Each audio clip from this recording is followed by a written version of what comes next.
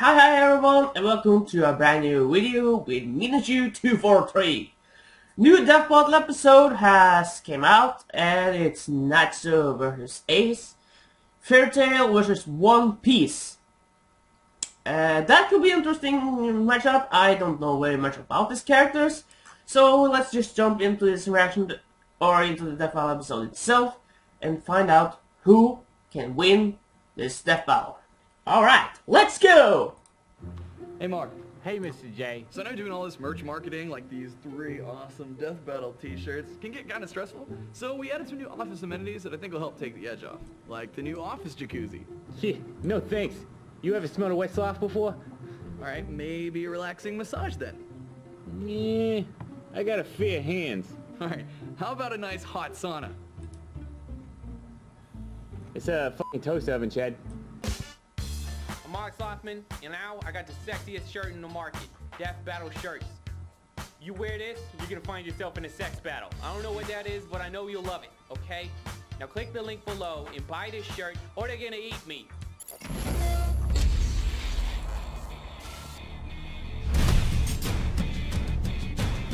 In ancient times, the Greeks believed everything to be made of 4 elements: earth, air, water, and the most difficult to control, fire.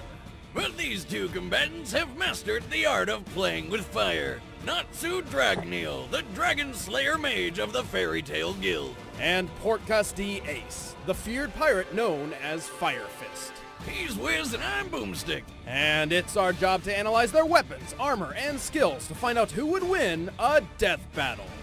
Alright, let's go. In his infancy, Natsu Dragneel was a pretty normal child living in a pretty normal village. And then a bunch of dragons toasted the town and killed everybody, including him. The end. Almost. Fortunately, Natsu's older brother Zareth survived. Horrified by the violent fate of his family, Zareth desperately sought a way to revive Natsu. Eventually, he discovered the connections between life, death, and magic, and became obsessed. And so he became the most evil and powerful mage ever, cursed to live forever and ruin everyone's lives. But everything worked out, I guess, because he brought Natsu back. Just one catch: Natsu had to be revived as a demon, though this gave him the potential to become even more powerful than Zareth. Unfortunately, Zareth had become incredibly dangerous to be around. Fearing for his brother's safety, he left Natsu in the care of his friend Dragneel, who just so happened to be the Fire Dragon King. Natsu got adopted by a freaking dragon. Kinda weird since the dragon killed him in the first place and his family, but whatever. Dragon Dad ended up teaching little Natsu Dragon Slayer magic, a school of mystical martial arts developed specifically to kill dragons. Wait, man, it's really back and forth with these dragons, isn't it? Regardless, Dragneel eagerly accepted his role as adoptive father. He taught Natsu how to read, write, and fight. But then when Natsu came of age, Dragneel suddenly sent him through a time machine, and poof! Before he knew it, Natsu was trapped 400 years in the future and abandoned by the only father figure he ever really knew. I know that feel, little buddy. I know that feel. Of course, it was all part of Dragneel's plan to save the world, but at the time Natsu didn't know that. Fortunately, it wasn't long before he found a new home and family among the mercenaries of the Fairy Tail Guild.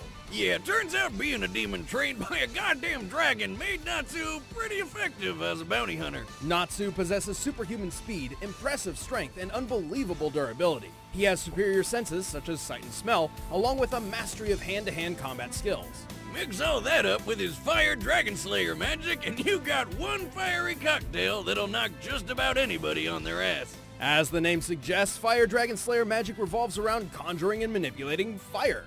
A prime example would be Natsu's signature move, the Fire Dragon's Roar.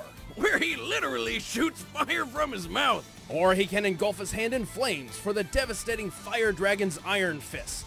You know, we're gonna be saying fire a lot this episode. Yep. Yeah.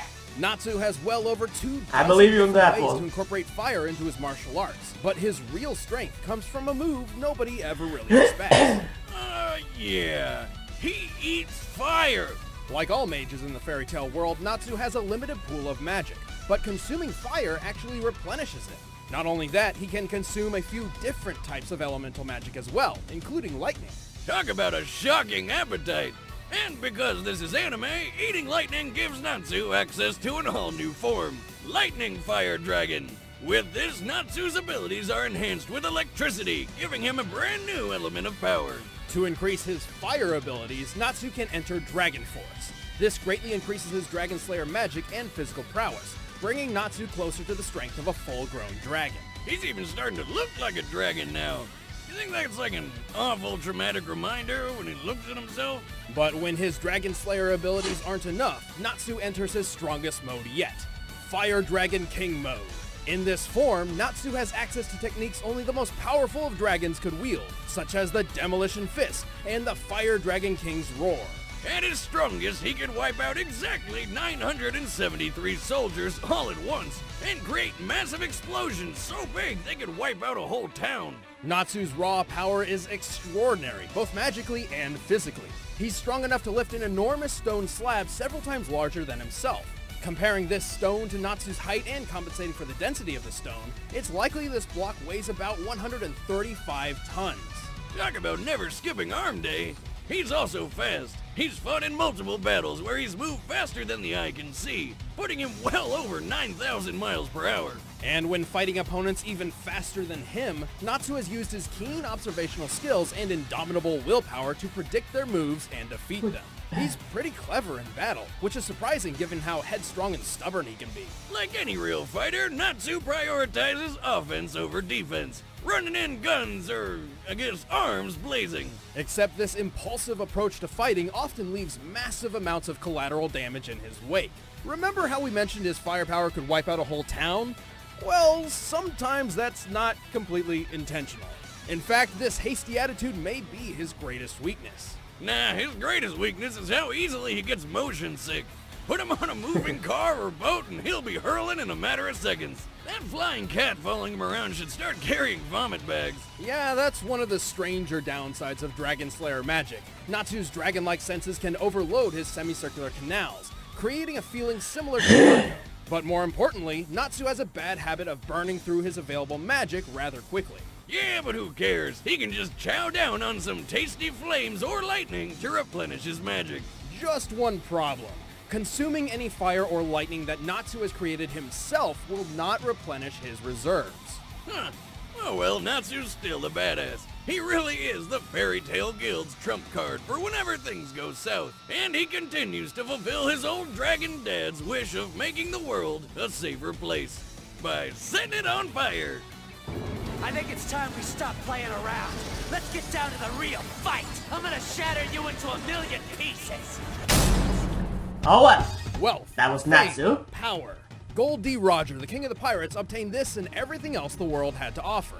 And then he was brutally executed, leaving everyone to run off searching for the king's long-lost treasure, the One Piece. However, unknown to most, Roger left behind an heir, albeit unborn. Terrified the Marines would execute Roger's son as well, the child's mother held her pregnancy for a total of 20 months. 20 months! Holy mother of hell! How does that even happen? Sheer inconceivable willpower. Though she died in childbirth, her last act was to give her newborn son his name, Portgas D. Ace. Soon after, Ace was adopted by an old acquaintance of his father, Monkey D. Garp, and raised alongside Monkey D. Luffy and his childhood friend Sabo. Over time, Ace, Luffy, and Sabo grew very close, considering themselves brothers and together forging a lifelong pact. They would forever live life as free as possible. And for Ace, that meant following in his father's footsteps. It was the pirate's life for him. Ace was a natural on the sea, thanks to his incredible strength and combat aptitude. He quickly learned his way around the ocean, becoming the captain of his own ship in just a year's time, and eventually joining the ranks of the deadliest pirates around. He even claimed one of the world's most sought-after treasures, a devil fruit. In the One Piece world, if you eat yourself a devil fruit, you get yourself a superpower. In Ace's case, he ate the Flame fruit, which, guess what? Granted him the power to create and control fire. But with new power comes a Interesting buttload kind of of fruit, badass actually. new ways to kill people. Get this guy's gun hands are actually handguns. I mean, I guess that's accurate. That would be Ace's fire gun ability, and it's just one of many attacks that Flame Fruit's power provides. Man, I love my gun leg and all, but now I think I really need me some gun hands to go along with it. Boomstick, sometimes I really wonder about where you came from. The front door, like Yeah, I guess I can relate to that. But it's cool. Anyway, these Boomstick fire is cool. abilities are what earned him the nickname Both Fire of them Fist are. Ace. Because he can turn his punches into blazing balls of red-hot fire. Forget gun hands. Give me some of that. Manipulating fire comes easy to Ace. He can conjure up enormous pillars of flame so intensely heated they can incinerate enemy projectiles, acting as a sort of fire shield. He's also got some really weird names for his attacks, like Firefly, Fiery Doll, and St. Elmo's Fire. Man, when did Elmo become a saint? No. Actually, that's referencing weather phenomena where plasma appears to discharge atop a pointed object. Ace's version is not like that at all. Instead, he conjures up 2 javelins made of pure fire and hurtles them through enemies, burning them inside and out. Yeah, I'm gonna go with his version. Firefly and Fiery Doll is a combination attack, where he creates several small balls of green plasma which surround a foe before detonating in a massive series of explosions. Whoa. He does have one attack with a really cool name, though. Oh, what's that? Crossfire, you'll get caught up in the crossfire, crossfire! Of course. However, Yeah, Ace's most okay. powerful attack is undoubtedly his great flame commandment, Flame Emperor. Which is a pretty big name for what is essentially a fiery spirit bomb.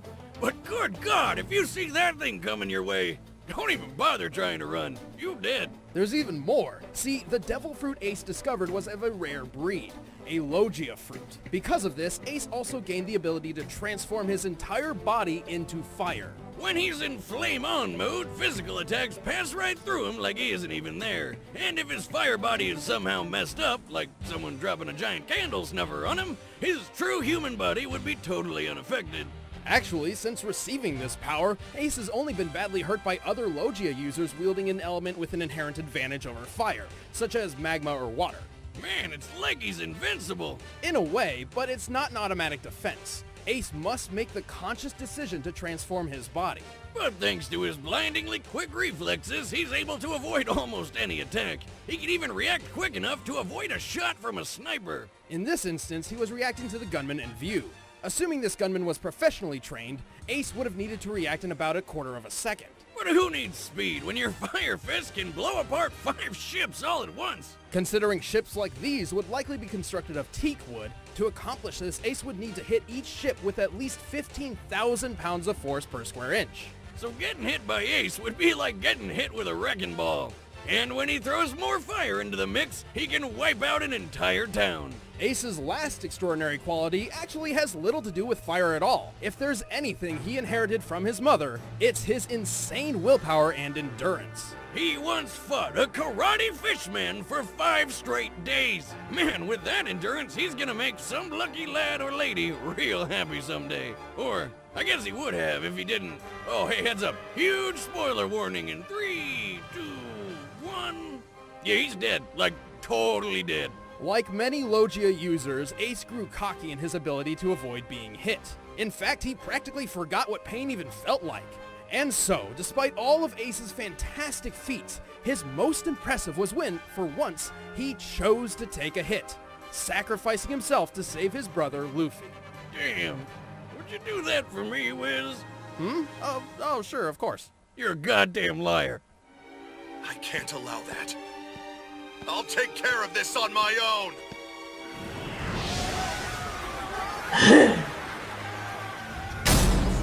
Oh well. Alright, the combatants are set. Let's end this debate once and for all.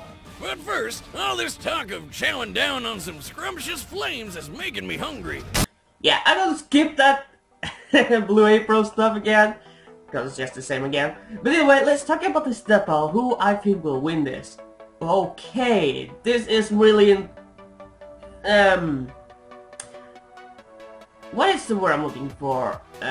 Challenging, I think it is.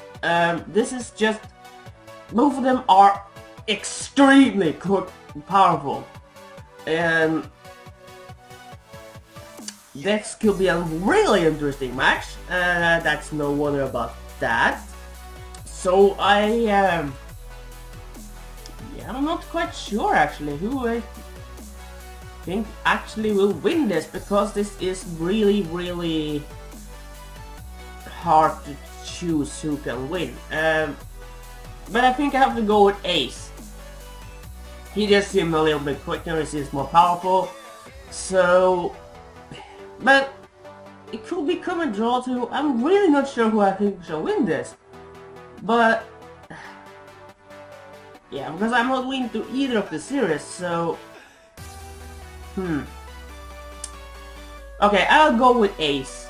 And it doesn't matter for me who wins or loses. It's pretty cool. Either way, they're gonna enjoy the battle itself either way. Yeah, let's just go into the battle itself and let's get started, I guess. So, let's go. It's time for our death battle!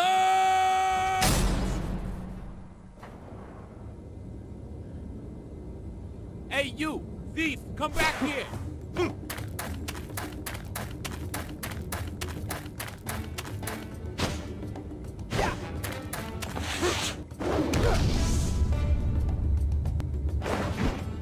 Give that back! Well, the you'll have to introduction deal is with pretty me. interesting. Nah. That's it! I'm gonna mess you up! Fire! Fire! Fire Dragon Sword Horde! Wait, are you seriously made of fire? Sunflare! Time to turn up the heat! Fire Dragon King Roar!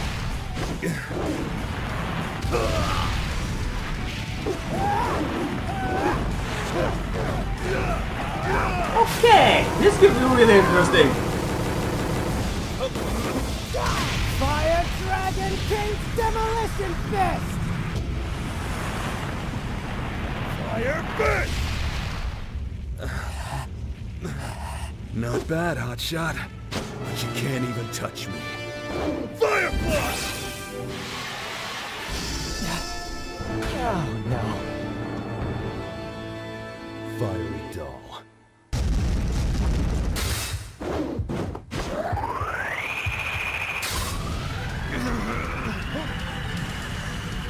Okay, this is just really cool so far. Wait, are you seriously eating fire? Yeah, he is. Try eating this!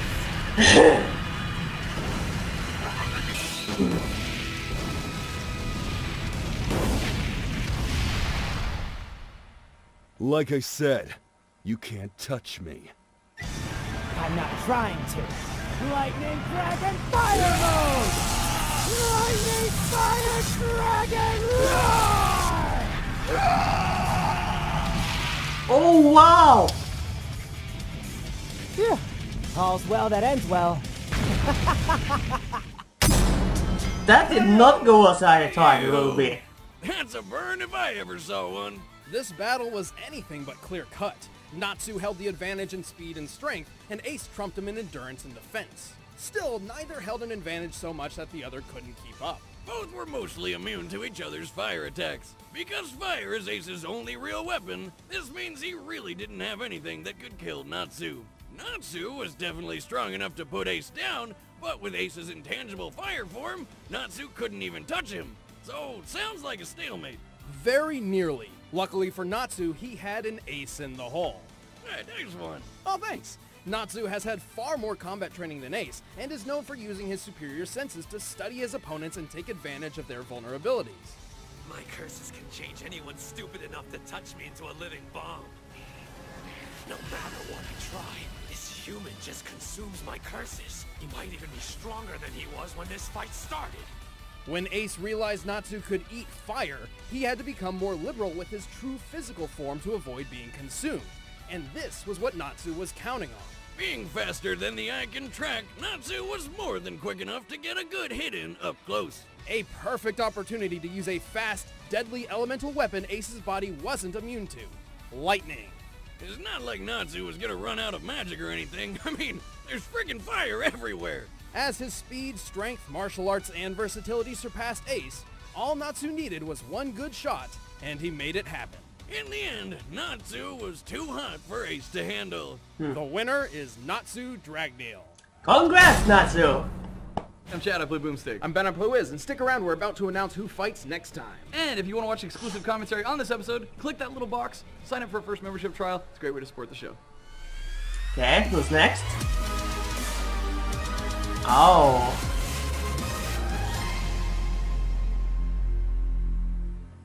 Interesting! This was a really interesting death battle. And it did not end as I thought it would be. Cool, that's it one. Really, really, really cool. That's cool. I know I said cool a lot of times now, but anyway, this was really good death battle. I liked the animation. It was really enjoyable to watch it.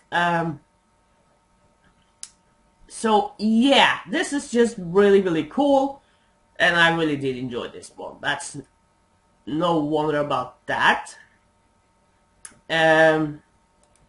So yeah, it was really cool to watch this. And about next time in the Death Battle episode series, it's gonna be Sub-Zero versus Glacius. And that is interesting. I saw about Sub-Zero right away, because I have played the games. But anyway,